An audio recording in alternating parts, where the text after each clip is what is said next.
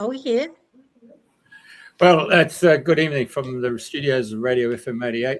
You're actually on the stream now, simulcast. You can still listen to the radio, or you can go on Alexa, ask Radio FM 88 Australia, or play Radio FM 88 Australia. But now that you're online on Facebook and YouTube, it's Radio FM 88 Australia. Fantastic. Otherwise, you can go on to X, Radio FM 88 Aussie. Afterwards, the show goes on to Spotify, iHeart, Apple, and Amazon. And without further ado, I'm going to leave the Southern Hemisphere and hand the reins over to these two ladies in the Northern Hemisphere. Well, and it's a good morning to you girls. Thank you. Good morning. Delighted to be here again. And I just simply still have got such a buzz out of the Northern and the Southern Hemispheres are beautifully connected. And I have a fabulous guest today, Penelope, or Penny. She's in Mallorca in Spain, and her topic today is going to be conversing with life. And here we are in live, on a live studio. Off we go. Penelope, welcome. We go. Thank you, Pauline and Jeff. So lovely to be here with you and your listening community. It's a real honor. Oh, where are you? Go on, Penny. Okay, so let's get started and converse a little bit with, what do you mean by conversing with life? Aren't we here just doing whatever we're doing? Do we have to be talking about it? talking about it. Yeah, well, we constantly are, isn't it? Like, I do think that life is always inviting us into a conversation. You know, I think it is, whether it's the breeze you feel on your skin, or the morning that comes, or the conversation you don't want to have. That's all about stepping into a conversation, like a missing conversation. Can we turn up and be really present to what is needed for that connection? And it could be a conversation with ourselves. You know, how am I resetting? How am I feeling? How am I feeling resourceful in this moment? Or with others, you know, whether that's our loved ones, the people that we work with, their communities. What are the missing conversations? What are the conversations that will create something spectacular and innovative and creative? And then it's the earth. I think I love Thomas Berry said it's the great conversation, the conversations with the birds and the trees and the nature, wider nature. And so there's an invitation there always. And some people have very, very incredible powers to communicate. We see that with the telepathy tapes, or we see that with animal or plant communication. So it's there. It's and always inviting us in. It's just paying attention to that. And I'm curious about that. And I created Earth Converse because it came out of a long history of my career. I say long, you know, like that's, so I started up in sustainability. I went into leadership, and it was a threshold where I had led a very clever team in the UK about regenerating an area in West London. It was West London's biggest business park. And it was like, how do we regenerate that? And experts from, you know, all different fields. I had my iconic, you know, urban planner, Peter Hall, at the time. There was a financier, there was an environmentalist. They had a huge team, and we created this great strategy. But what happened is that strategy was 3 boroughs or 3 councils, 3 areas, authorities, and it didn't really fly at the time because of those leaders would not be able to converse with each other in a way that really they could listen and be present and hear different points of view and co-create something. So that was my point, was like, right, I'm going into leadership and I'm going to help leaders have the conversations they need to have. And then, so I've done that. And then increasingly, I realized that it is about the wider conversation with Earth. So that's what I'm about. So let's chat. Well, it reminds me a little bit when you talk about the 3 leaders of the borough councils that are not having the conversations they need to have. It's like giving birth to say or speak the unspoken. And then we get into a whole new world of that which is unsaid, but it's actually very present in the room, in the unspoken conversation that's taking place. Yeah, it's so true, isn't it? And where the courage, like actually, and it's a felt experience, isn't it? You can feel it, like it's not being said, or from what and there's a stirring in you, and it's that moment when you notice that, and it's where you actually make the decision and the courage to say it, and for sure other people are feeling it because we're energetically linked, right? And it takes so much courage to stand up, but there's a whole system that doesn't want you to say it. I mean, that's human history. We're seeing it very much with the Epstein files, right? Like to stand up and speak out takes some doing. Wow, that's just one example. I imagine. I don't know what's in the Epstein files. I'm not even concerned too much. What's there is there, and what's done is done. But that's me being very pragmatic about, I don't have that great a deal of interest, but I do get that there's a whole world of unknowns. I think I'd Well, rather Charles Eisenstein, I love his writings, and he wrote recently about that actually it's the biggest things than Kennedy being shot, but actually what it's unraveling is the system behind it, and also the things that have been kept out of our knowledge, like telepathy, or the things that go on, or what we like actually what is communication with other beings. So there's a whole unraveling of that. And he also says that there's a Epstein, there's part of him in us, and that actually if we go into that black or white or things like that, if we can't elevate that conversation to actually look at restorative justice and actually look at the world we actually want, so it's dreaming the new dream. Yeah, exactly. That's what we have to do. We are Homo imagines. We've got this incredible cognitive ability.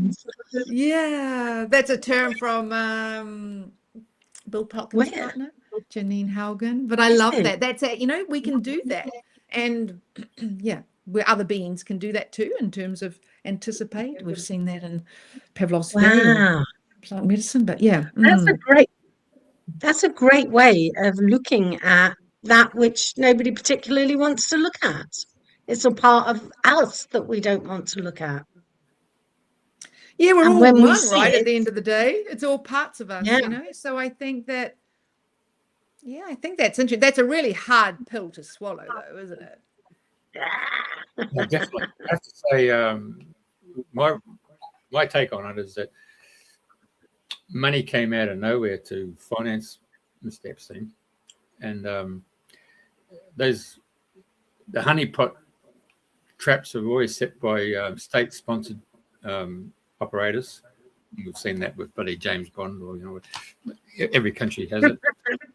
I mean, and I told him about the French where they blew up Rainbow Warrior. It's all state-sponsored, but somewhere along the line, they've actually gone and controlled various sectors of business and religion and politics to the point that what would be normal common sense is not, and even the judiciary, it's not coming across as common sense, and it's been subjugated to manipulation to the ends of, that's the issue. Who's really benefiting from it all at the very end? And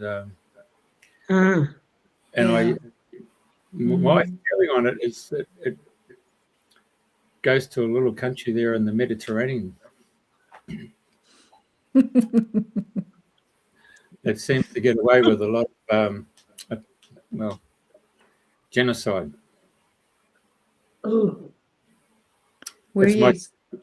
That's my take. Where are you saying?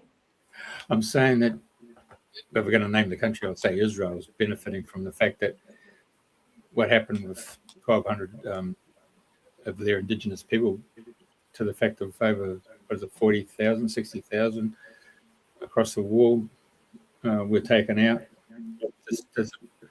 That just defies imagination, and the fact that the world didn't step up and step up. Yeah. And And that's continuing. yeah, and it seems to me that they were the people who can make the decisions were compromised. And I'll be seeing for England and the ambassador for Australia and the ambassador for Norway all stepping out and resigning. The former Prime Minister of Norway stepping out, being arrested.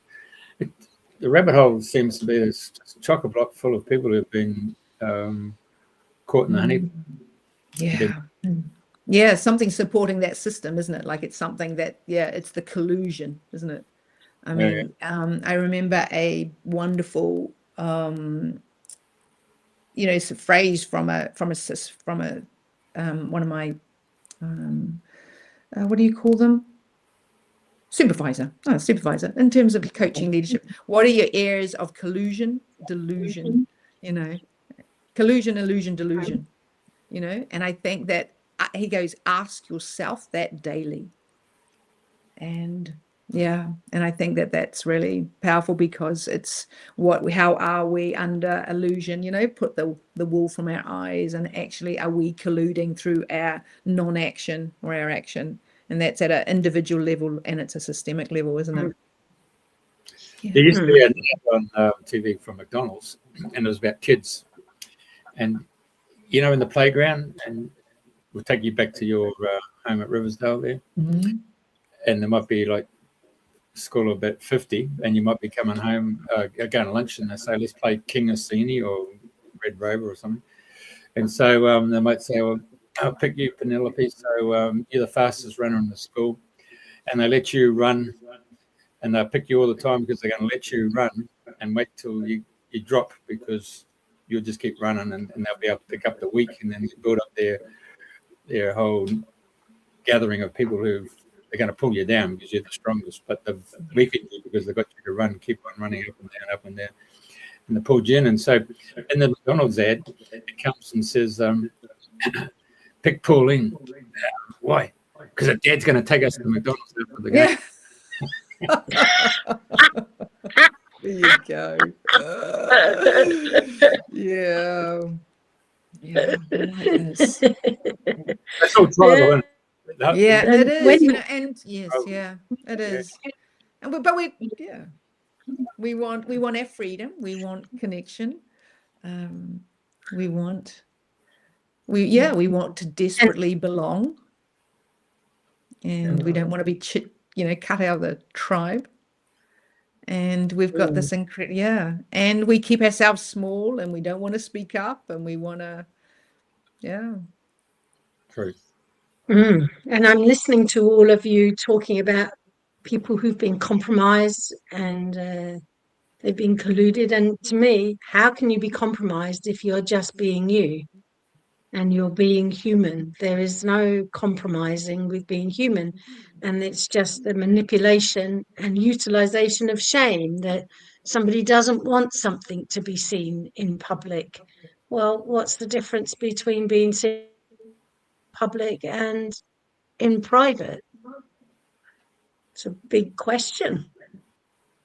And perhaps shame has a fair bit to do with it. Who knows? Shame's a powerful and if tool. we weren't ashamed, if we weren't ashamed of being and how that penetrates into us and gets conditioned into us in the very beginning, then how can you be compromised?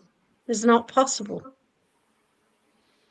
Yeah, I do think this is like how we are on this earth, aren't we, as unique individual beings, and we're all one. And I think that's like, how do I be my sovereign self, and in relationship with, whether it be another person, AI, the media, the public. I see it like how it can blow up, like in terms of Mallorca. What's Mallorca's identity in relationship to Catalonia or Spain? Like there's always this solo together, this what is Ah, our yes. uniqueness and what is Sew them our together. connection. And so I think there's sort of, I mean, it's, yeah, I do think, I don't know, to not be compromised. We're still in relationship, aren't we? So we might be compromised, Yeah. even if we're in our, you know, like but the more that we're in our sovereignty, that's more difficult to do, to be compromised, isn't it? Yes. But it's like, yeah, there is a system that, you know, wants to control you. And All right. yeah. So I, you know, like Good. Let's I dream a little. believe in, you know, what's this sort of like, there's so much out of our control, but what is in our control? And I find that hopeful. I think that's the only thing we can do. So that's my whole leadership mission, is to help people feel into that resourcefulness, into that. And so they can truly be in service to the wider Yeah. people and planet. Mhm. Because yeah, we can't influence other people, or change other people, but we can certainly focus on ourselves, right? And in doing so, we turn up differently in the world. Mm. Mm. So, shall we dream a new dream? Shall we co-dream? What did you call ourselves? Homo imaginings. Homo imagines. Yeah. Homo imagines. So, in your imaginings, what would you see as very hopeful in the future? Well, God, there's so sowing the much, seeds but right now. yeah. Yeah, I do so love much. the idea, you know, freedom. None of us are free until we're all free. I think free to choose, free from our mind, to free our heart, free our souls. So that freedom, that sovereignty. And from doing that, we can then co-create. I think there's, you know, as many dreams as possible. So my dream is around, freedom and deep connection and co-creativity. I think there's things like, a peaceful world, or a creative world, or a just world, a regenerative world, all these things. But fundamentally for me, it's that combination, that we can sit in that paradox of our freedom and our connection. And so when we do that, it's really what's possible. What is actually my potential? So actually, in terms of like telepathy, or oh my goodness. Take a look at that, dear. I know, yeah, just where she came from. Oh It's my good. goodness! Like tumbleweed. Hello, dear Riversdale. This is where.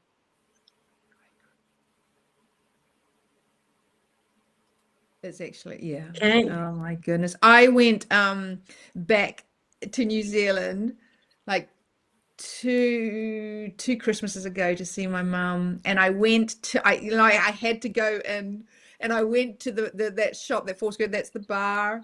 I went into the bar. That's the post office. That post office there is where the post office closed when I was 15. And I remember the impact it had on our community. And that got me into sustainability, because I believed that there was sort of one little decision and all the knock-on effects of what it influenced, because the older people could no longer, you know, they didn't gather there. They had to go to the bus to the close to the next town. And so I was just like, wow, one of those decisions makes all that impact. That's why I got into sustainability. Yeah. The hub. So, Oh, bless what's the it. hub there? What's the hub? Well, I'm not too sure, because I haven't been there for a long time, but it looks Okay. like All mission right. training, global disciples. There you go, in the middle. Oh, Global and what's the, so disciples are I everywhere. wonder what they've put underneath it. Oh, It's brilliant. something railway or Yeah. brilliant. But So this is your hometown. This is where you were born and grew up. Yeah. Wow.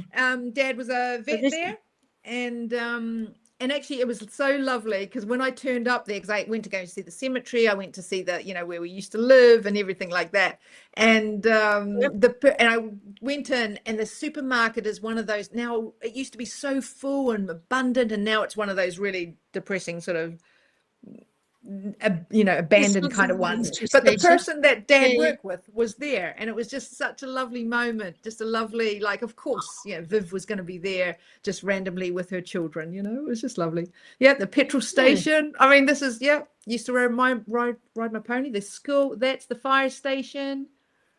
Oh goodness. Yeah. And down that road is the school. So where we used to play, Red Rover. So down Down there. here, this is where you went to school, is it? Yeah, on the left This hand is side. amazing. This is our primary, Left-hand That's it. side. Keep going, Run Jeff. it. We're not there yet. Yeah. But we used to run around, like I look Here, here in Palmer, This is and your there's school. that's my school. Yeah.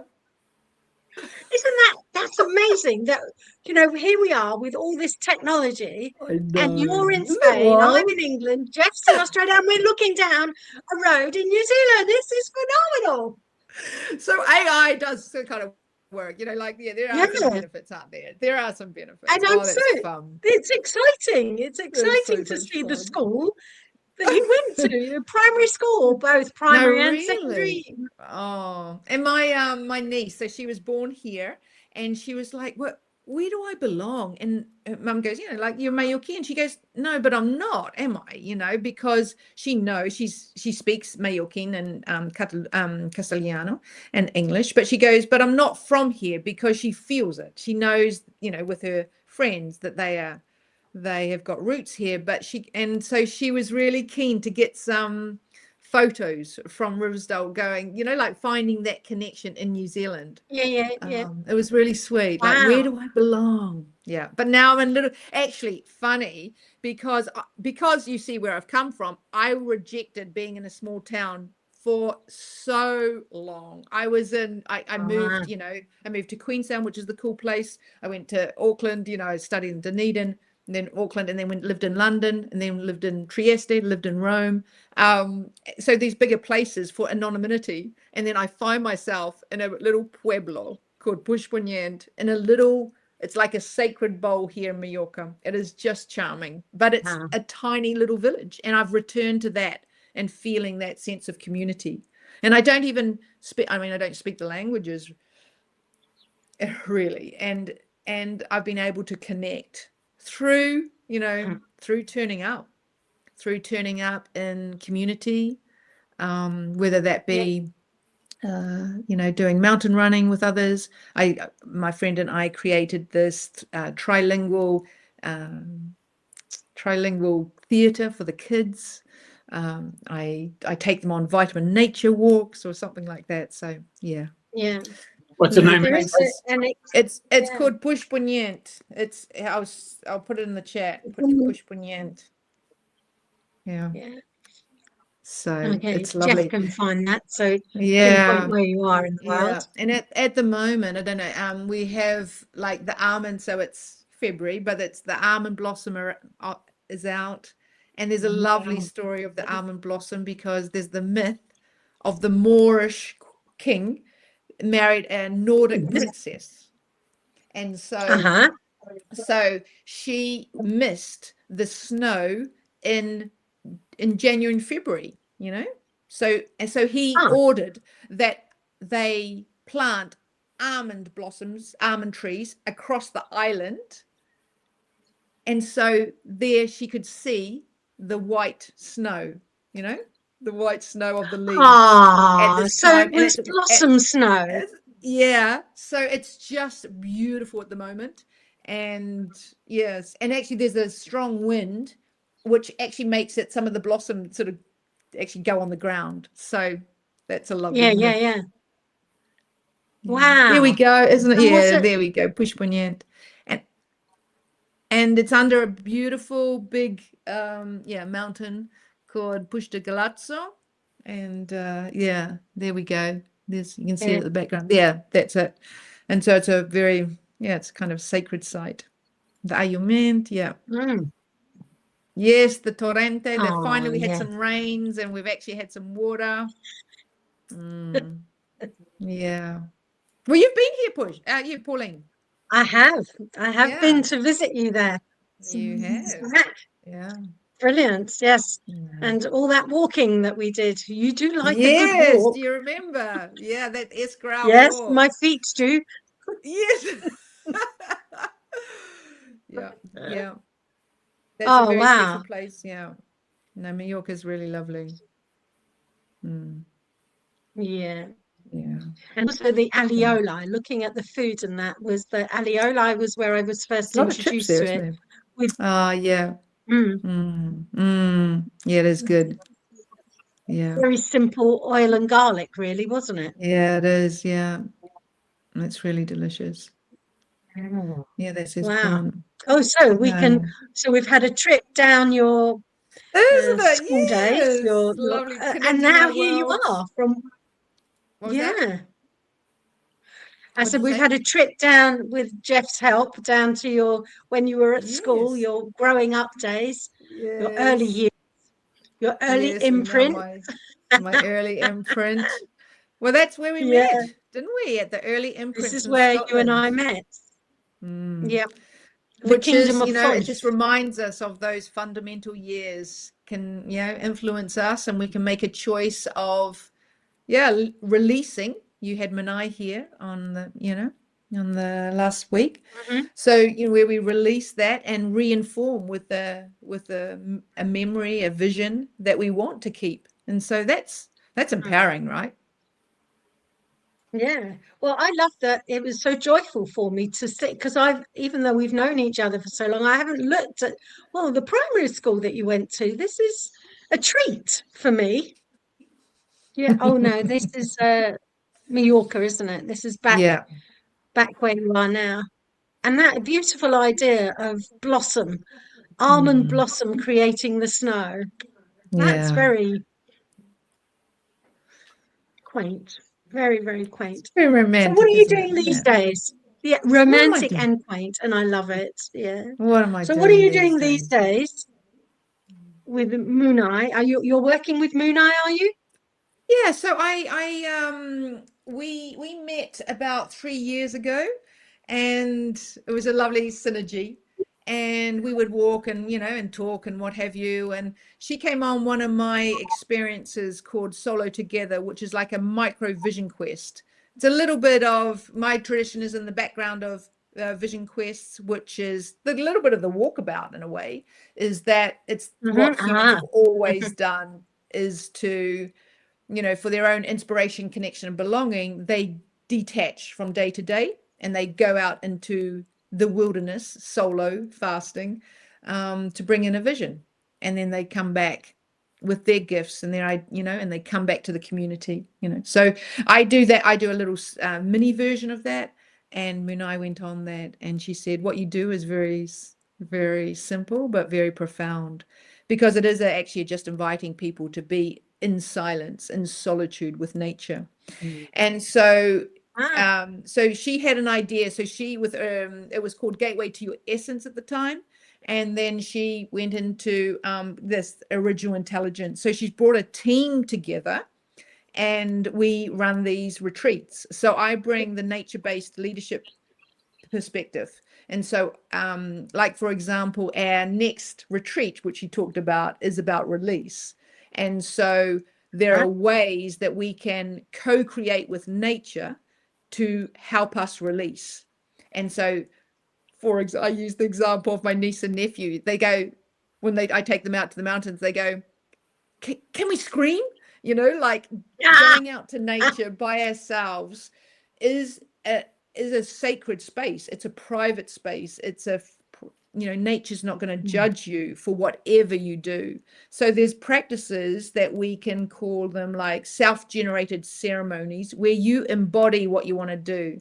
For example, like screaming out there or throwing stones. I want to release that belief, and so I get a big boulder and I throw it.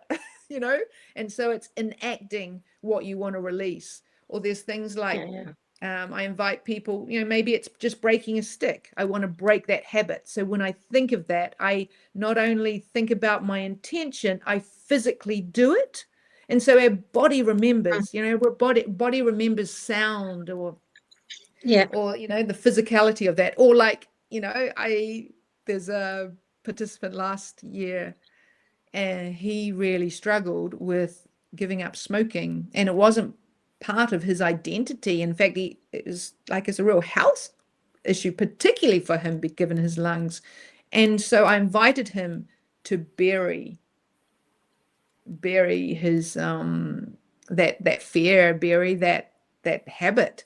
And he literally did put his like his tobacco in the ground. And there's something really powerful about that.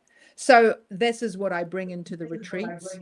But original intelligence is just I'm a collaborator with original intelligence. It's a wonderful team, and I'm really excited about seeing the team and Bunai's vision of the world coming. And really excited. I follow her books. Her books are going to come out. She's got incredible offerings. I'm really excited about that for me. But alongside, I've got my own Earth Converse. So I work with leaders and organizations at particular thresholds.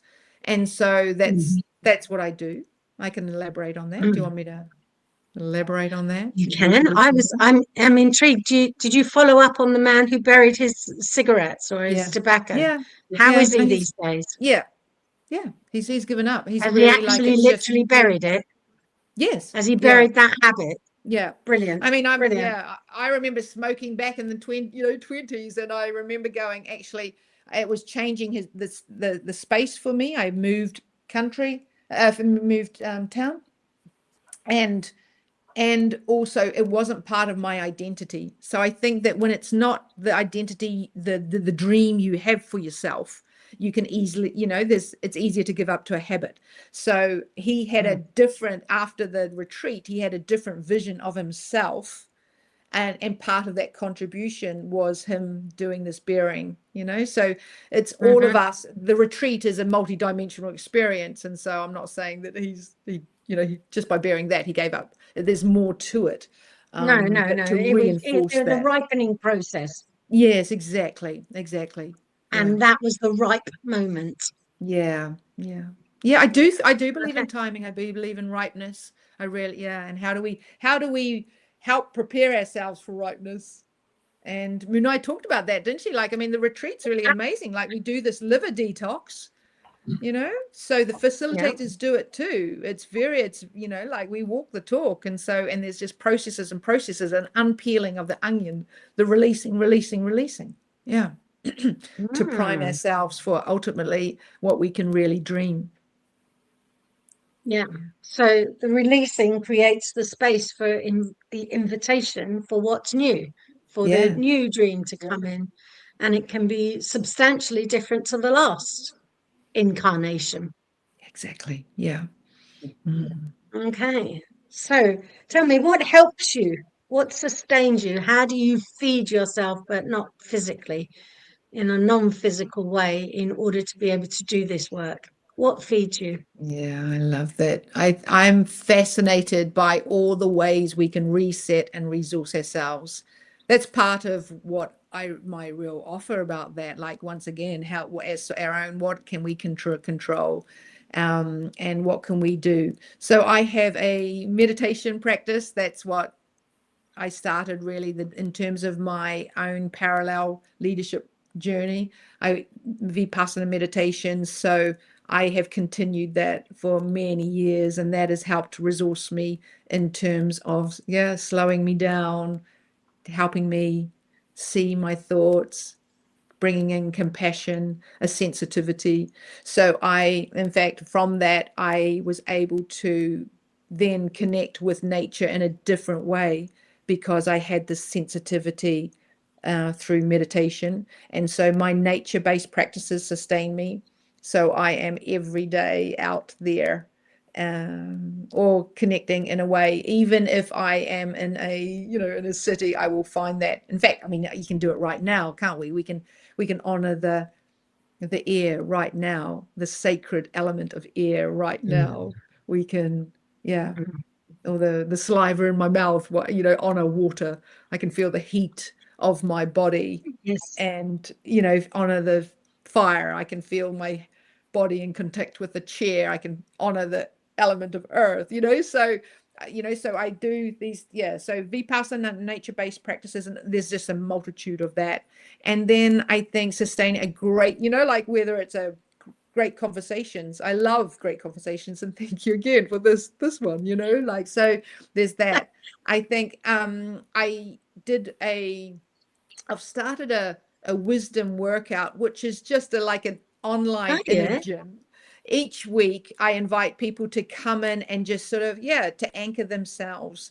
And I think these are acts of self-leadership where we reflect on the week, and then what do we want to resource ourselves in for, you know, resource to the next phase. And we talked about like habits, and I would say that I have, you know, a multitude of habits, from waking up to greeting the morning to saying goodnight to the night, like in terms of little practices on a day-to-day level that bring me into presence and connect me with the sacred, because life is sacred. And so I feel like I'm earth conversing throughout the day, because I can connect with myself, have a conversation with myself, others, and the earth. And so that's what sustains me. Yes.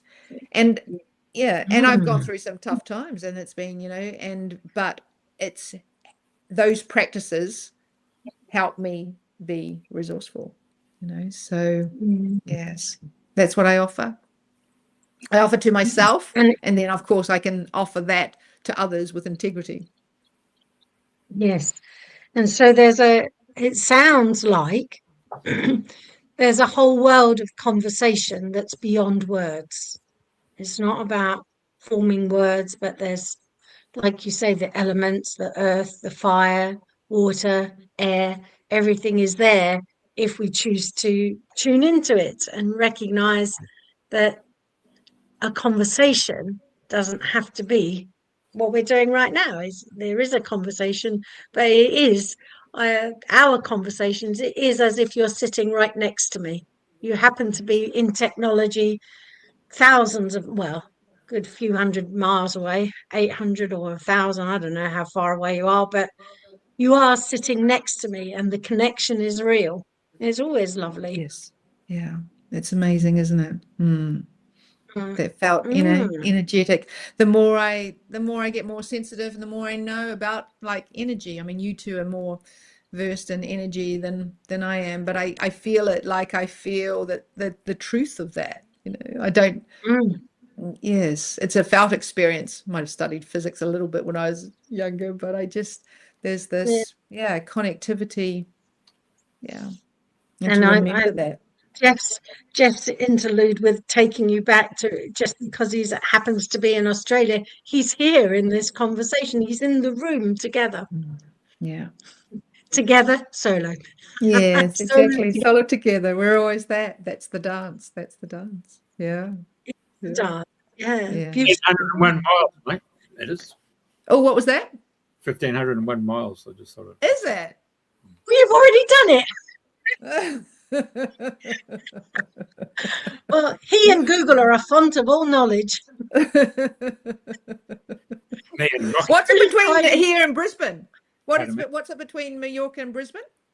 Oh, hang on a sec. Make him work. Yeah. I'll take a sip of my olive tea while I'm. 1 day, 2 hours. Wow, look at that. Incredible. Yeah. So you could be there how many hours? 26 hours. This time tomorrow. That's direct. Oh, yeah. Yeah. That'll be either with Emirates or Qatar. Yeah. Yeah. Oh, I'd love to go and see Mum. Yeah. And one of the things I like about Radio FM Australia is that it is a community radio station, but it's the world. The whole world is the community pulling together. And this is just a fantastic example of we can be in 3 different countries and still very connected. Behind me, there's a picture of Glastonbury, the tour at Glastonbury, again, another sacred site that just beams and pushes out, I think, beauty and love and silence to the world. And it's become a very important place to you, right? I've grown very fond of it, yes. Yes. I really do think about these, like people in place. And I like the idea, somebody said that if you really resonate with somebody, it must have been a past life as well. And I like that idea. Could be. Yeah. But our connection, how do we connect with the place that we're here? And I mean, you were talking about your dream, and it's really interesting. It's like at our doorstep. And so that's the thing, isn't it? What can we do with ourselves and with what's right here in our world? And that will have a ripple effect, of course. And opportunities here, where we can have that local but global reach. I mean, that's phenomenal. Yeah. And since we've been talking, I've been reflecting on my return to my father's place and my mother's place. My sister was there recently to see. It's all derelict. It's a very, very solid little cottage in Ireland, and the same way that in my father's place. And again, that's a fairly substantial village or town, but he lives outside of it, and there's a mass of distance between people. But there they all are, everyone. The mother used to say she used to come back to London for anonymity. Yeah, sure. I get it. I really do. Yeah, I get it. And I just wanted to introduce into the conversation, both you and I have a great love of poetry together. We do. Rumi and John O'Donoghue, Anam Cara, many others. So this is something that between us we have shared quite a bit of in the past. And I'm just wondering, do you have something spontaneously that instantly comes to mind when it? I love that. So poetry. Yes, I think poetry, I like, it's the conversation with the soul, isn't it? So Yes. Yeah. So, and one of my things I do quote, there's sort of two quotes that guide me in my leadership. Is like, don't seek for love. That's a Rumi quote. Don't seek for love, or don't seek for X, whatever it is, but seek to remove all the barriers you've built up against it. And I think that's my own sort of leadership philosophy. There's also the quote of, between right doing and wrongdoing, there's a field. I'll meet you here, which, goes back to what Charles Eisenstein said about what we're going to do, like, how do we elevate the conversation? How do we really break out systemically from that? I love that. Yeah.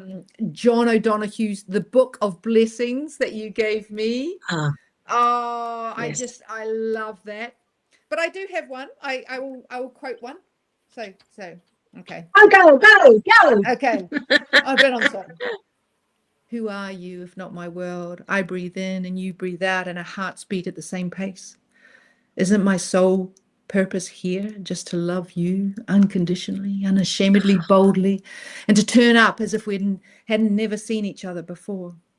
And I know I hurt you in my ignorance, and I'm humbled as you spin around in the grit and the gold, and how you never shy away from any thought or feeling that I may have. And even if I pull away, not quite believing in the magic we can co-create, I will not abandon you. I will not abandon us. You are my light, my shadow, a mirror to my soul. You are my one true love, dear Earth. It's really gorgeous. It's just gorgeous, and it just flows from you effortlly. It's an absolute delight. Thank you. You could be at Stratford-on-Avon. Wow. At the Swan Lake. What was that? You could be at Stratford-on-Avon at the Avon. Thanks. But doesn't poetry, I mean, this is the thing, like, I remember, is it Maria Popova, when Trump got first elected, she did a sort of like a slam poetry thing. It's like, because it was sort of, you can't talk about it in a way, but poetry does find those words, doesn't it? and it's a way of expressing. And I love haikus. I love that simplicity and cutting to the chase. Yep, the I haikus. think that's yeah. Oh, my sister just is watching. She's in Sydney, making some magic there. You tell your sister we're the Finn family from Te Awamutu.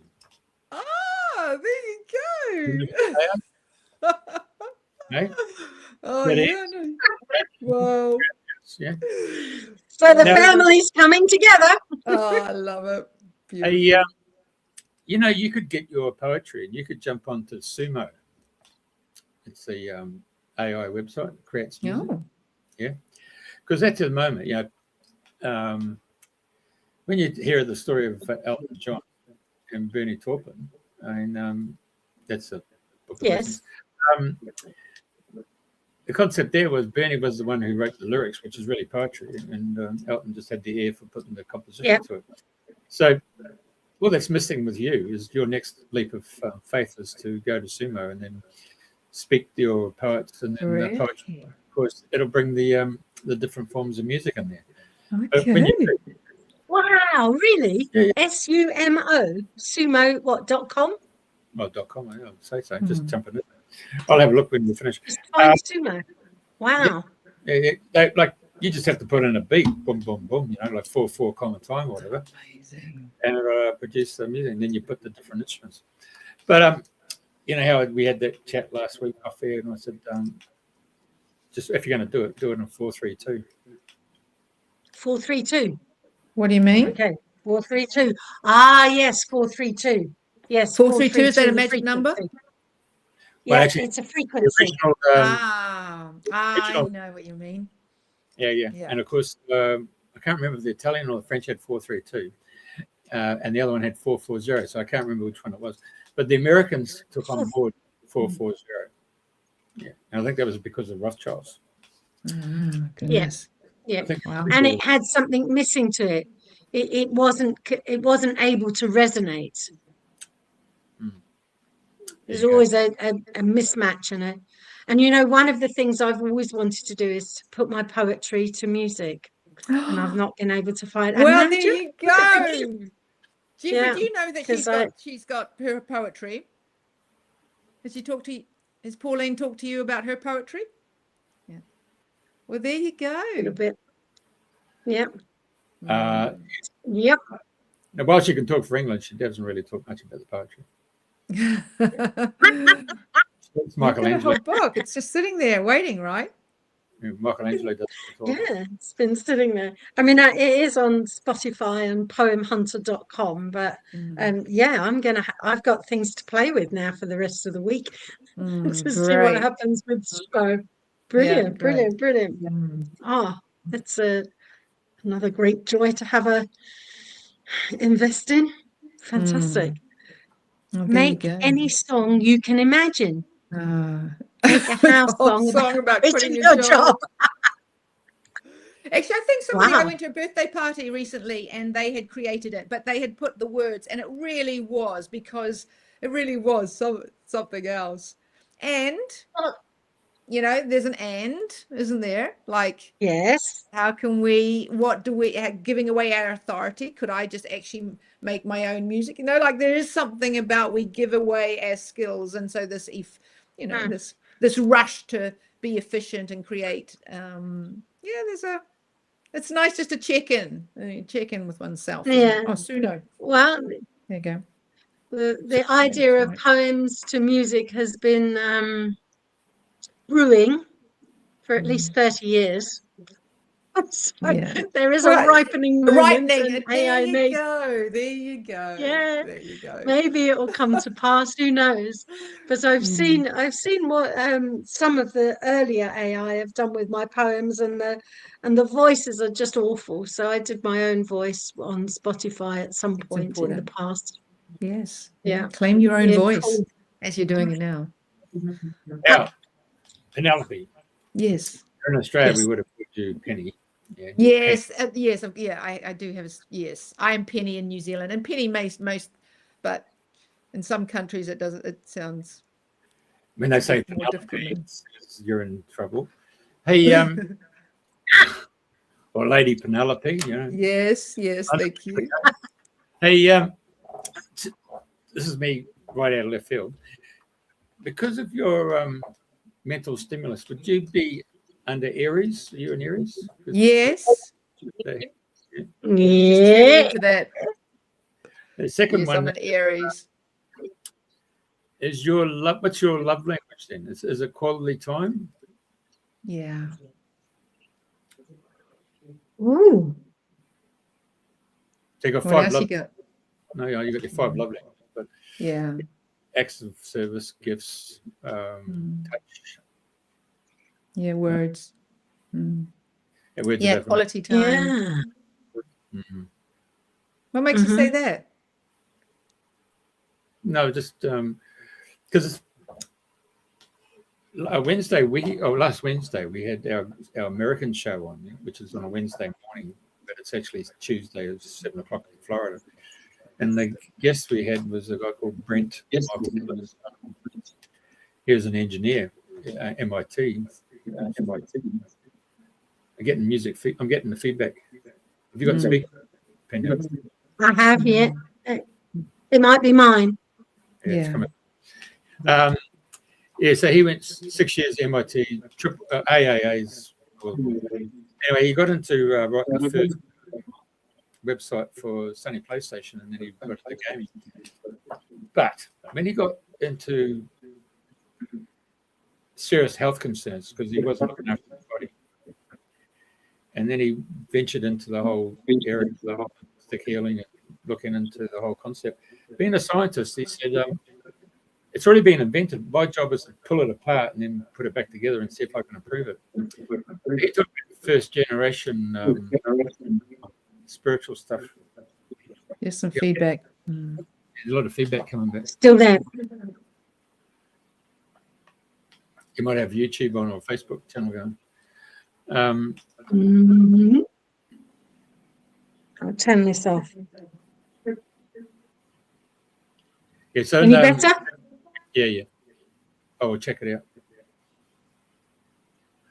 In the first generation, he called it massage, mantras, acupressure. The second generation was in theta. And the third was observing the human body and its emotional state. And how he learnt that was the master that he went to see. He put him on rollerblades in Venice Beach. And he spent half an hour just rollerblading around the bloody car park, and he thought it was just a whole lot of mumbo jumbo. But the guy explained every aspect of his body movement, told him where he had actually triggered off aspects in his body, which affected his whole. So, listening to you, and I think, okay, this is interesting because you love to talk or you love the conversation, so that's a real headspace. The question, and you're really working on the emotional level by getting grounded. And most Indigenous people that I've had the pleasure of working with, particularly the metaphysical teachers, will work with the 4 elements, and they do all the 4 elements. And it's about being grounded and being in balance. So your love for the freedom of thought, and then bringing that consciousness into the body and then embodying it into the earth is your journey. And it's and most people would say, oh, to go and have a chat with Penelope, it's you're going to get into a real serious conversation, and then you'll sort of miss out on the emotional heart. That's what he was talking about. It was the emotional heart that he learned was the most important thing, and Gen 3 or 3rd generation healing, and it was quite a profound conversation. Yeah. And I'm thinking, wow, you're in Spain, you're in the island there, an island to yourself, and you got away from New Zealand, from the mountains to the to a form of culture. But can I just also say to you, I'm sorry, it's your conversation, it's not mine, but I was just interrupting you. But I used to have some really great discussions, and I'm not an Aries, by the way, with the Archbishop Father Peter Strong from the Orthodox Catholic Church, And one of the conversations I asked them was, excuse me, Pete, why does John Paul II, when he comes down off the plane, why does he get down on his knees and kisses the ground? And he said, he invokes the angel of the country to nurture and protect them and guide them. And so I tested that out. So when you talked about the young lady and your family there, and she wants to make that connection, you can either go and meet the angel of New Zealand, who, by the way, is sleeping. Sleeping. It's a bit like Moana, the movie, when she's the island. But you could do the same by asking to meet the angel of Majorca. Yes. Yeah. Yeah. Yeah. No, I believe that.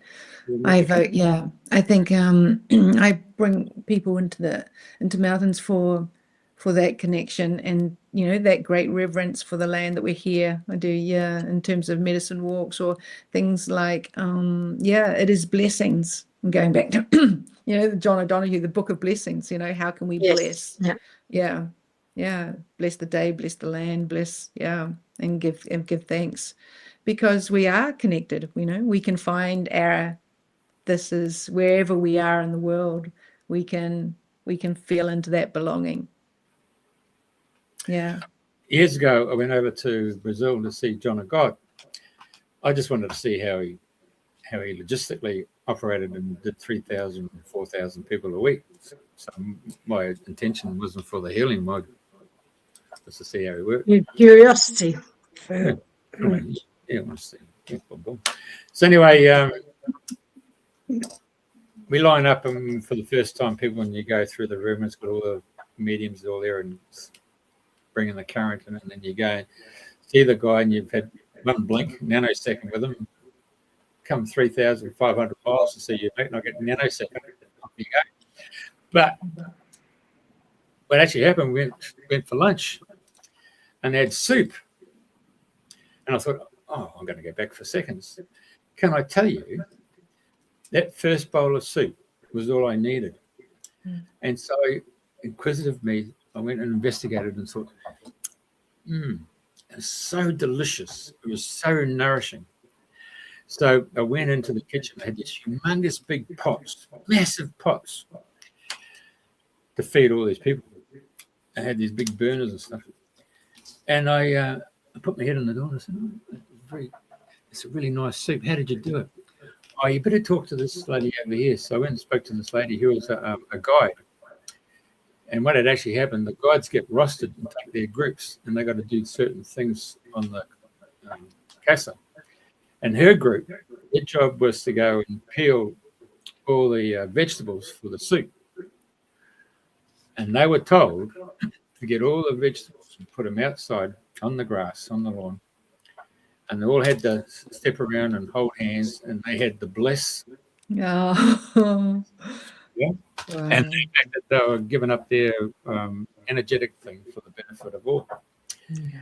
So they did that, and then when they peeled them all and then they put them into the big pot, the ladies in the kitchen, they said, shh, shh, shh, out the door. And they got around in a circle, and they held hands, and they said the blessing for the of the food as it got cooked.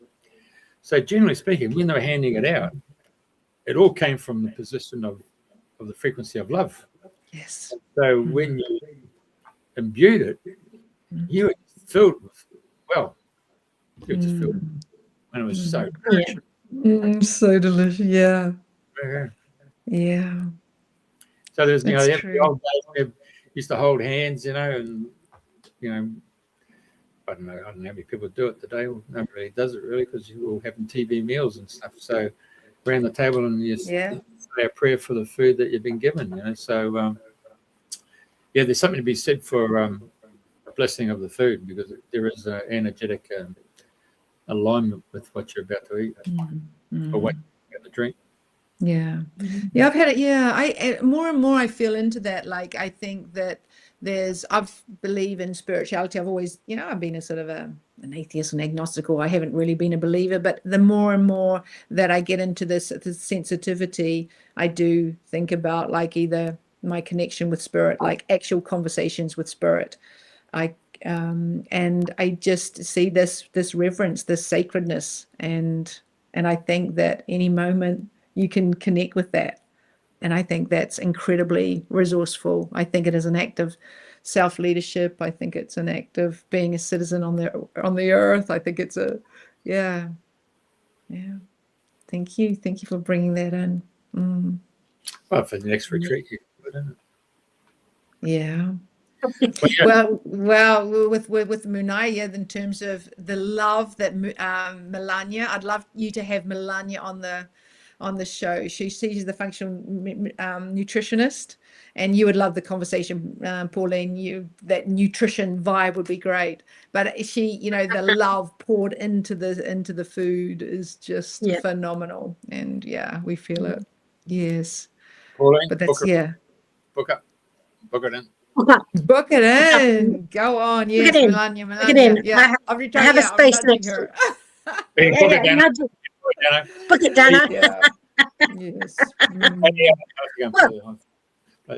Well, I've been doing 3 or 4 times. 3 times it is. Great. I've never been. I remember going up. I was looking at my grandfather used to come from there, and I went there and to they're called Forest, and somebody said, "Oh, you're going up to Findhorn," and I had no idea what it was. So I've actually never returned, but it's a wonderful site. I've got lots of friends here that have lived in community there. Up in Forest. Yeah. Is that Findhorn there? Have Yep. you been, Pauline? Yes, I've been. I was there as the gopher. The gopher. What do you like? Yeah, there was a friend of mine. She was on a seminar there and I came to accompany her. And in between all different lectures, we would meet around the tea table, and I'd be given a list of things to do, and I'd have them done by the time they came back. And they said, every seminar needs a gopher. And get this done and get. But I had a beautiful time. I remember being here and the wind and the cold. It was just fabulous. It was great. Yeah. Yeah. So the reason I brought this up is a continuation of the subject with nature is with the Caddies and Doreen McLean and Neil Abercrombie. Those 4 of them came together to create that. Yes. It working with the elements such as the nature spirits and the devas, and working with Pan and working with the elves. That's a really story in itself. Yeah, sure. Yeah. And there's some extraordinary things that the elementals will do in order to increase the size of your pumpkins and things. In the early days, there were some phenomenal stories. And of course, Michelangelo knew Peter Caddy very well. Yes, I recognize this place. Yes, yeah. There doesn't seem to be so much, the last time I was there, so much attention on the food and the growing and the connection with the earth. A little bit more. Findhorn Press, Findhorn Music, they were part of that initial David Spangler. David Spangler, he was the second generation. He came in and he sort of brought a lot of that stuff in. This is a meditation room. It's built underground to the point, they've got the earth on top. Room and all that. But gorgeous. The sound is very dead when you go there to tone. It's so earthy. It doesn't get the resonance going. But anyway, so there's no echo. It's like a natural anechoic chamber, is it? It's just dead. It's so weird. Okay. Yeah. I don't know. Yeah, dead or alive with that with that container. Anyway, that was really interesting. So most of the other one, talking to the mountains. We played the Hall of the Mountain King Yeah. I mean, like people talk to their dogs, why not talk to, the mountain, the rock, yes. I think in terms of how do we be in connection? What is possible? What is to loosen up our own sort of rigidity of what is and what isn't, and just I think engage in that, sort of more beginner's mind conversation, and feel into the reverence for life itself. Yeah. You pluck flowers? Do I? Yeah, do you go around plucking flowers and create an arrangement? And put them in my hair? I do love foraging. I have learned, I've got this wonderful woman here, Uta, and she's taught me about foraging. And I think that's a lovely connection, very natural connection, because of the plants that are so accessible to us that, and then, like collecting them, identifying them, eating them. There is evoking that wildness and that sort of connection with the land in a really beautiful way. Isn't that what food? Medicine will be your food? Yes. Yes, it is, isn't it? I mean, yeah. And the diversity when, the wildflowers. And Pauline, you've, taught me this as well. We talked about that on my podcast. I had a podcast called Earth Converse podcast, our conversations and relationships with the earth. And even on your session, it's like your nature will prepare us for the next season. So, absolutely. So at the moment, there's the sort of this kind of like little, I know it's kind of a bit of spicy sort of leafy things happening here to activate our winter, slumber. I don't know. I don't know if you've got any ransoms or wild garlic anywhere around where you are, but there is. it's starting to poke through. The and that's absolutely so good for releasing the past and the hibernation that we've been in winter time, to prepare us, get rid of all and it would be so in keeping with your retreat that's coming up. And it's one of the most favorite things that I do, and I know precisely where they all are in Sussex, but a little bit higher up here, we have to wait another month or so for the wild garlic to be properly through. So and I remember listening to this podcast. There's this podcast, and this person in New York City, and she's foraging. So this is the thing. It's like it's a beautiful connection point wherever we are. What is possible? I love it. Yeah, and often those plants are overlooked because they're not seen as they're in the wild, or they're on the hedgerows, or they're just seen as weeds. The dandelions, for instance, they're coming. The dandelions are coming.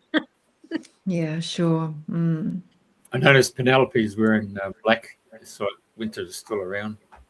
It is. It's actually, yes. It is. It's kind of colder in my house. There was a beautiful day yesterday, so it's at that sort of like it could go either way.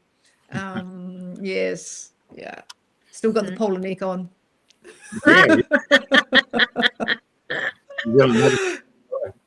What was that? New Zealand habits are hard to die. Yes, and I'm black. Yeah, that's true. What about you, Pauline, with black and white? Yeah, I'm half in, half out. Not sure. Is it what it is? Harlequin, black and white from the north. It's not quite Harlequin black and white, but it's close. It's close. Yeah. Decision making time, one or the other. Yes. So yes, I have. So we've got the retreat of Original Intelligence coming up. That is only part of my work. So I work with leaders around three thresholds really, in terms of we're where there's a time in our lives when we realize we have to look within, that actually the external world goes on and we are reacting to it. So how can we then come into leading ourselves? So I think that's a moment in our lives, or when we stop blaming our parents, we have to go in and actually deal with our own stuff. So I think there's then the like with leadership is about like, actually, I've got this vision, but how do I bring it to the world with others? And so that's about creating the conditions in which people perform. And that's, I've been doing that in a way with Munai, walking alongside her, going from the vision to for her to go into a wider space and be that, that leader. And then my other one is about leading big. So that's when we decide to come into our vision. You shared your vision just before, Pauline, about creating the community for system of natural life. So it doesn't actually have to be big in scale necessarily, but it's actually you are called to do something. This Earth Converse, helping people connect with themselves and each other and the earth is part of my leading big. Munai's with Original Intelligence, that's her leading big. So there's just moments in our threshold where are points of reflection, and they are points where they take courage and we need new skills. So I just sort of work with leaders at that point when it's like I have to make a leap. I have to release the identity to move into another identity. So and working and collectively, is that not what we've done or are doing still, where we have the year of the snake, where we've shed the old skin, and the year of the horse is coming in? That's a very we're pivotal here moment. We're here. Get rid of those skins. Yes, but this is the thing, once again, where I think, like, how do we release? And that's a beautiful, going back to the mythology of Munai, is that how do we release? And then how do we then reinform? So what do we replace with that? What is the dream we're bringing in? And I think that we are astrologically supported at this time of, the year of the horse. I mean, tomorrow there's Saturn and Neptune. I'm not an astrologist, but I do trust the astrologist who is saying this is a phenomenal point in civilization. People are talking about a civilization reset because Saturn and Neptune haven't been together for 6,000 years or something. I don't know the details, but story is, so I think it is like, how do we work with those energies? We might not even understand them, but they're there and other people do understand them. And so it's sort of like, how do we and from our conversation today, from our conversation today, it seems to me that what you would advocate in how to navigate those is to go within, be more quiet, connect with the elements, the earth, the fire, air, water, and recognize that there is something more magical, more reverent than our imagined ideas of who we are. I think that so coming back to presence, whatever will resource you, whatever it is. It doesn't have to necessarily be the elements, but it's just sort of like what will resource you. And then and from that then it's the next, what else is possible, because that relaxes whatever relaxes our nervous system, so we can be present, that we can be resourceful, that we can bring in our own wisdom, the next great question, the next whatever it is. Do you do any sweat lodges or saunas? No, but I would love to do that. I would love to do really? that. You're in the wrong country. But hop on a plane, darling. It's also a great metaphor. I mean, we use that metaphor in terms of, I run a trust circles and things like that. Like, how do we create that environment in which we kind of sweat? And what are the conversations that we really need to step into, so it's a good metaphor as well.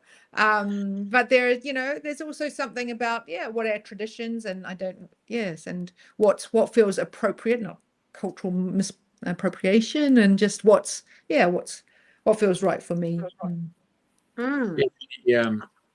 Hot mineral pools on your island? There's no, there's not. But there's I think whatever it is, you can create a space for it, right? Like, what is the environment that will help you with that container? Like in Mallorca, we have it's because they brought down the carbon down the hill, there's actually circles in the forest, and these are where they stored the carbon, but they're perfectly stone circles. And so I naturally I take groups up there to be in circle, to be in ceremony, because that's what's been created. And so utilizing what's there. Yeah, they're amazing. Is that created naturally, or have people actually positioned the stones there? Yeah, Which one? human made. Yeah. Oh, human intervention. Storing the carbon, but but but there's a lineage there. That's where the communities were. That's where the carbon footprint. Yeah, true. A double entendre. Yeah. Wow. Yeah. So, when is the next retreat? What are the actual dates for the one that you've been talking about? April something. Oh, so this is nice. So this is the Original Intelligence retreat in April, 15th to the 19th of April. 15. So there's there's 5 of us, and so it's, and you've got the website there, haven't you, of Moon Eyes? But like I say, I am, one of that's one aspect of what you're doing. Yes. Yeah, 1 of 5. Yes. So I just love that you've interviewed her, and then you'll have Melania, and maybe I'll get the other 2 here to convince you to. Yeah. So Melania's the forager, is she? No, she is the functional nutritionist. Yeah. Functional nutritionist. I could put you in touch with the forager too. Have you had a forager on the on the website? She came from North Carolina. Oh, great. That's lovely. Well, she got up at 4. I imagine that there's different plants to forage in America than there are in Mallorca, for instance. We've had Trish McCormick here. She's a forager. She goes out early and she gets in and gets all the different plants, but she makes tinctures out of them. Yes, tinctures. Yes, wonderful. Yeah. There's so much wisdom, and I think returning to that. I think particularly in the age of AI, where how do we come back to there's a basic like the basicness of and these traditions. We have to look after our soul. Yeah, and we have a connection with people that forage the Melissa or laurel or horsetail, and they boil them all up in copper pots, and they go back to a medieval way of alchemy, and it's all done, they're distillation, so they gather the vapors and of the boiling water with the herbs, and they just connect through a spiral connection, come down, condense them down, and they're all water based, so there's no alcohol in them. And there you've just got the pure potent information of the plant, and that's what we tend to use. Wonderful. And that's an alchemaic process that's from the medieval times. Oh, back I just met Lauren when he was in Greece there. He's the main for the there's an organisation in Australia called Happy Herbs. Lovely. That's fun. Yeah, they've got stores all around the place. So he's the major what would you call him? Chef. Brewer. Yeah. Brewer. Yeah. Happy herbs. He brews the herbs. Happy herbs. 80 different herbs. They sometimes have to import them into Australia. I'll look them up. Happy herbs. They sound fun. I mean, they are very happy. They can elevate one's mood very easily. No, but this is the wisdom of the plants. Right. What else do you want to talk about, or is there a question that we haven't asked you that you need to ask you? Is there something you want to talk about? Well, I guess you can ask me anything about help us out. What I do with with the people. I don't know. There's some examples, or maybe it's just a natural ending. So okay. So bottom line is you're on this little island here. Boom, boom. So where do all your people come to for the retreats, where they originate from? Are they on the island, or they come from Spain? Yeah, in terms of the island or Europe, there's people being from Costa Rica, or so I think it's sort of what attracts people will come. There's goodness, now there is a direct flight from New York to Mallorca, so it's a very accessible. Really?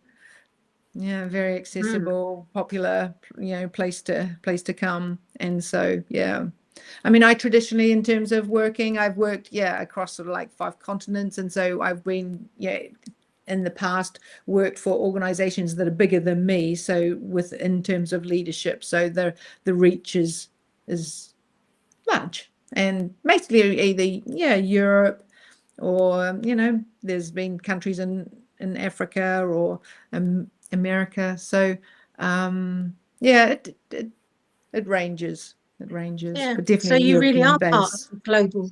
You're part of the global family, Yeah, the global family, aren't we all? Yeah. the global community that Radio Yes. FM 88 is all about. Yes. Community What a radio station. wonderful. Yes. Yeah. Big question I got to ask you. Big question.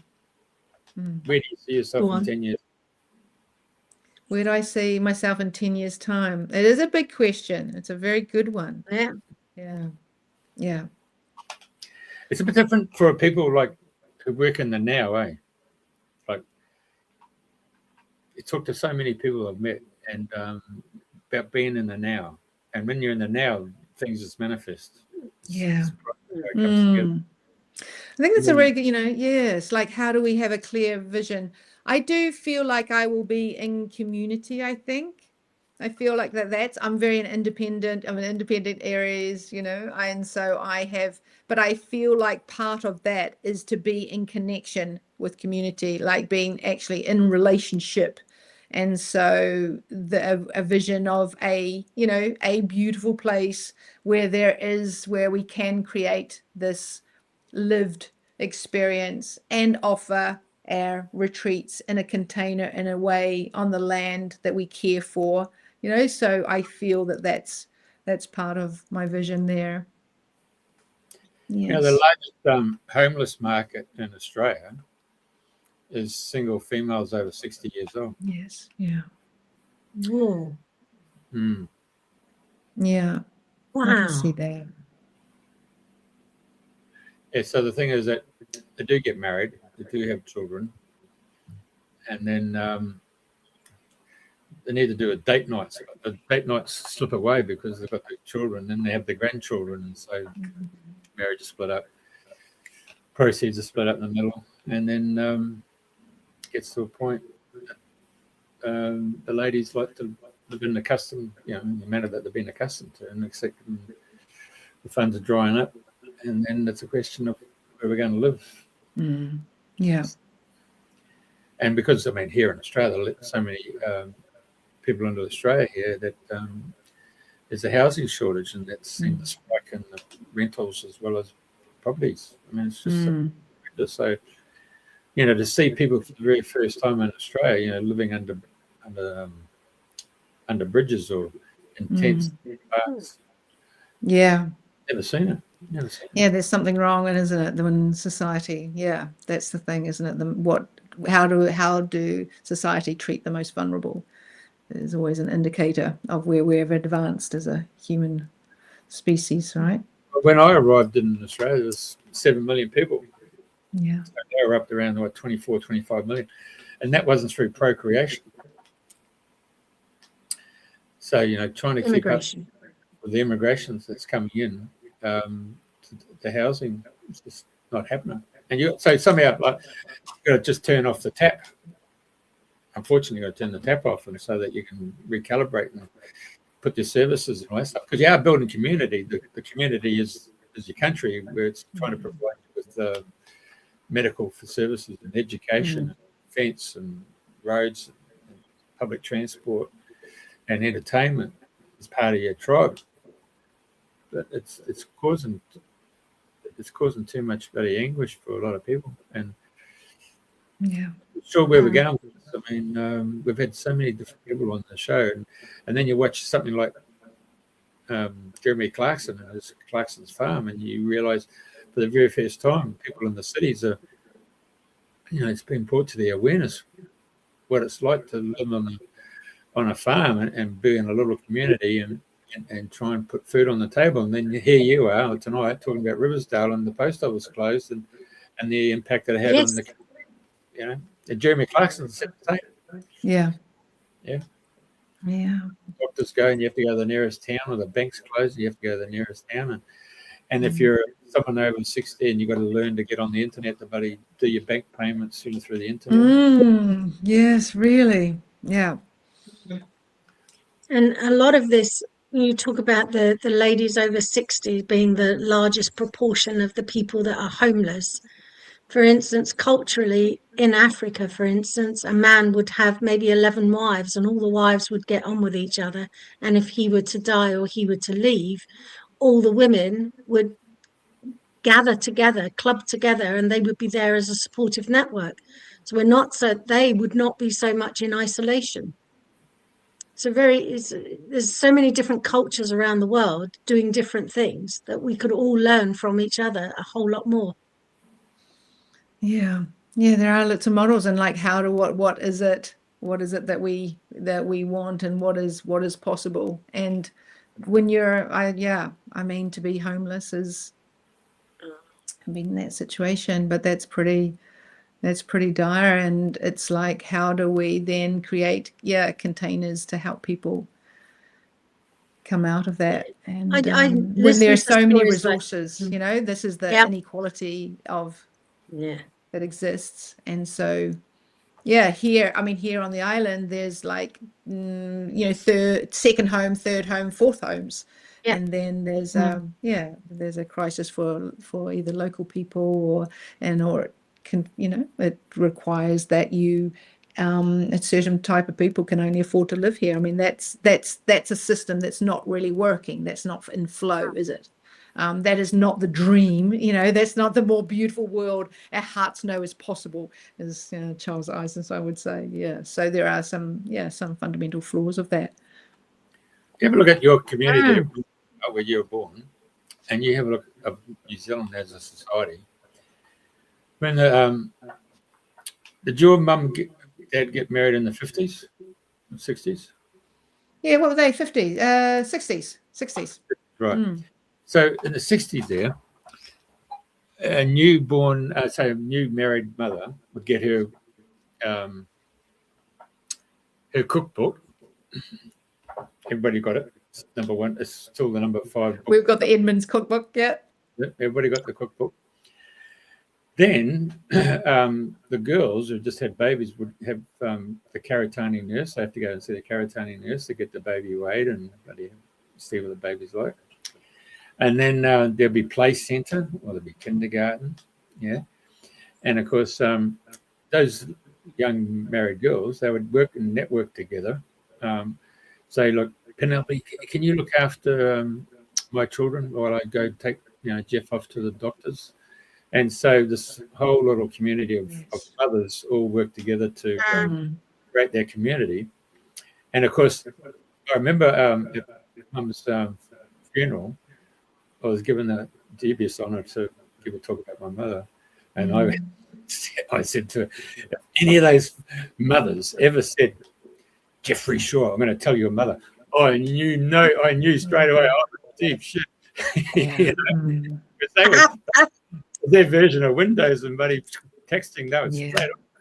But you notice that when they work together and network, when they stepped into real estate, I watched them, and because the male would go in and get a property and try and get the sole agency, the female would go in in conjunction and would share the cost. The nurturing of building the community. So, and then you had, in Australia we have the Country Women's Association, and in the UK you've got something similar, in New Zealand, League of Mothers. So, those females really grew and created the community, didn't they? And the males went in and built the infrastructure. And I remember going to our football club, and all the boys, all the men, all the men turned up with their girlfriends and their wives, and they build put the footings in, and somebody had connections with bloody suppliers of padlocks or bloody windows and doors and stuff like that. So all the boys all clubbed together to build the nest. But the girls were all turned up, and they were all bloody bring out the teas and they bring out the sandwiches. And us kids, we'd be kicking the ball around, and that's how we got to know all our future mates who went to school. And then we built that school network. That's community, isn't it? Yes, so trying to gather that and bring that together in a world like Australia, where we've gone from 7 million to 24 million, and most of them have turned up, and we haven't had any cultural connection with them because we never went to school with them, because we just moved on or passed on to that part of the stage, because now you have your own kids, and then those kids then meet their kids, and then that's how you network. And then it's through sport. Australia through sports really brought people together. So, when you talk about community and you get your retreats, trying to establish that community and build it, it takes a lot of effort and a lot of emotional support rather than just a spreadsheet. Yeah, it sure does. Oh, you've covered so much in that. I think it's the sort of the archetypal of the male or the female. The male is sort of the focus, and the typically the female wanting to about connection, about weaving those connections. I think it is about how do we help people in community to feel in and to be integrated? How do we do that? What it takes to build community. I mean, you've been doing it here with the radio station. I mean, it takes time, right? And building that trust. And well, actually, in Denmark, in Copenhagen, they did this workshop, and everybody came in, and they were all different colors of the spectrum and all different religions. And the facilitator said, how many have grown up with a mother and father? Step over here. Okay. Who's grown up with just the mother? Okay. Who stepped up with a father? Yes. Who's stepfather or stepmother? Okay. Now, how many of you have loved soccer or football? Okay. And so what actually happened? Everybody then changed position. Who loves steak? Who loves vegetarian food? And these people would move from these little eccentric groups, and then moved around until the point.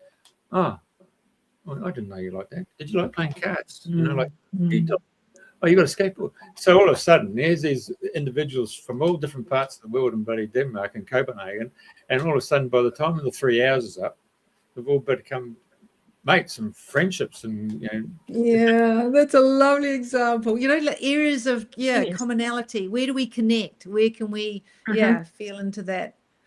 Into the truth of that. Beautiful. Yeah. Well, there is a commonality in what you've just said, that each and every one of us has a mother and has a father. We wouldn't be here otherwise. Well, that's a fairly fairly good assumption to go with. At some level. At some level. At some level. IVF. Oh yes. There's an egg and a sperm, right? Is that that's another ball game, isn't it? That's a definite But in England, it was Louise Brown was the first IVF baby in 1978, I think it was. Crikey. Yeah. But even she had to come from an egg and a sperm. Yes. But we're lucky to be here. That's I'm very grateful participant in life here on this moment. We don't know how science has gone after they've cloned Dolly the sheep to cloning. Oh yes. Yeah. Dolly. She's still around. And I do connect with the idea that we are on a threshold at the moment. That you talked about the 3 thresholds that you look to in your leadership, but globally, yes, as a species, we're on a threshold of letting go of that which is no longer serving us. And you talk about the homelessness in Australia, or I see that in India or Israel. This is not serving the greater good of humanity, other than to move us away from where we are now and to recognize there is a better way.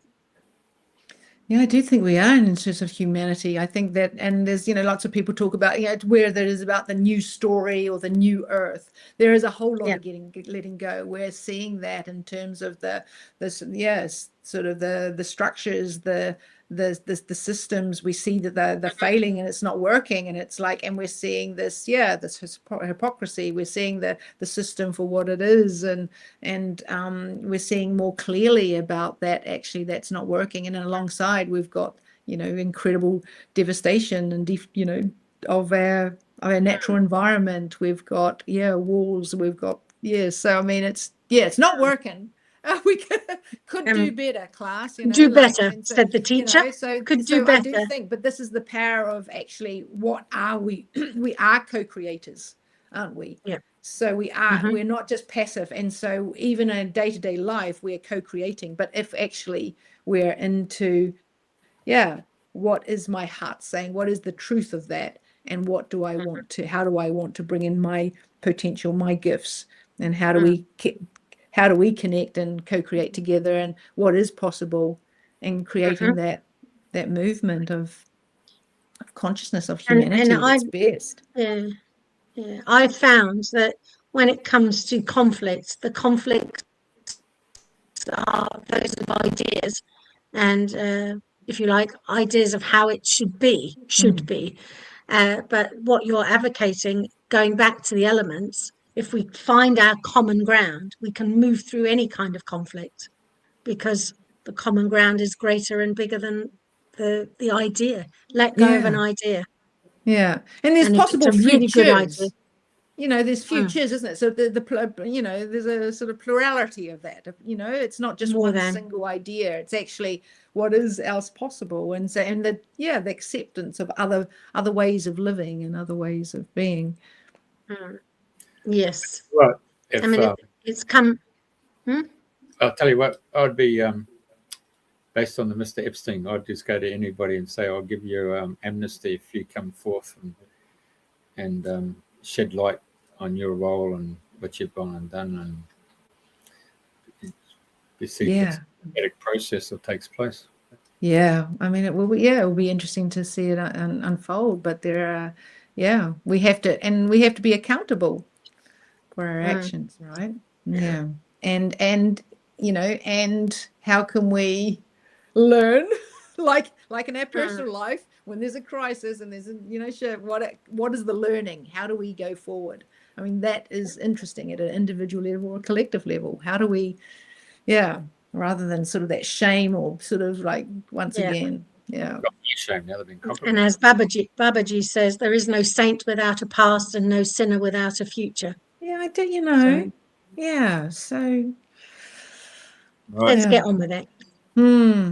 Yeah, let's get on with it. All right. Yep. It seems like an apt quote to be finishing up with. Yes. Thank right. you. Thank you both. Yep. No saint without Thank you for the trip down memory lane, and thank you my goodness for listening into this. And, and thank you for creating community. Thank you. Yes. I'm a conscious one of that. It's brilliant. It's so good to see you again, Penny. Yeah, same feeling. Yeah. Thank you very much, darling. Ciao. Yeah. Yes. All right. Bye-bye. Ciao, ciao. Ciao. Bye.